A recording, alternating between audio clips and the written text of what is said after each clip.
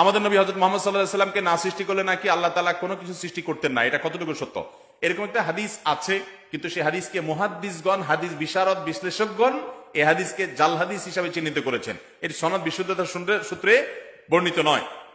লাউলা লাউলা খুলিকতু লামা খুলিকাতিল আফলাক, নবী সাল্লাল্লাহু আলাইহি সাল্লাম যদি সৃষ্টি না হতেন আসমান জমিন সৃষ্টি হতো না। ভাইরা আমার, নবী সাল্লাল্লাহু আলাইহি সাল্লামের মর্যাদা বলার জন্য মিথ্যা হাদিস বলার কোনো দরকার নাই।